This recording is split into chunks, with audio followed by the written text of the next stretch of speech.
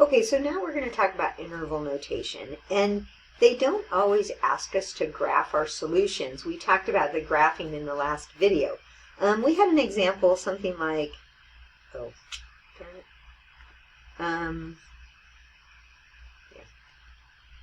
we said x is greater than or equal to 10. I think we had an example like that. So we said, okay, here's 10. Here's the picture of what it looks like, and we drew a graph. Okay, I had it in orange before. But now the interval that we're talking about, what are we talking about with that? Well, we're talking about all the numbers that are greater than or equal to 10.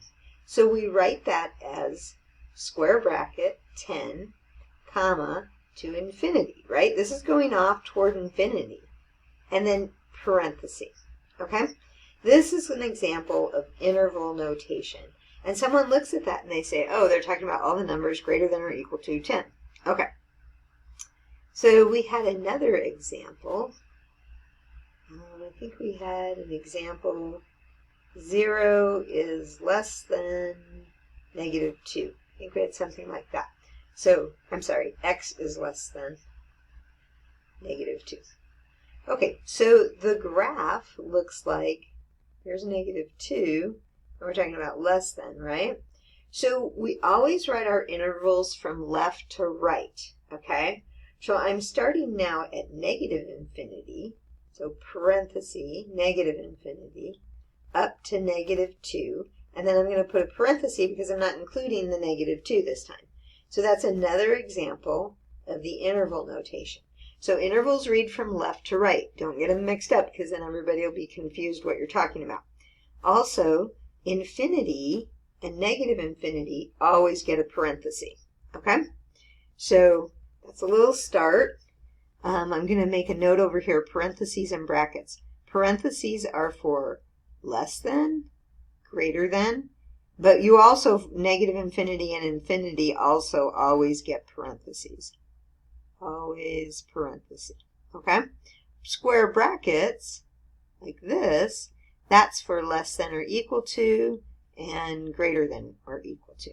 Now let me give you some more examples of some graphs. Let's say we want to know about the numbers that are, all the numbers that are greater than or equal to negative 2 and less than 5. So we want all those numbers. You can write that in symbols. X is greater than or equal to negative 2 and x is less than 5.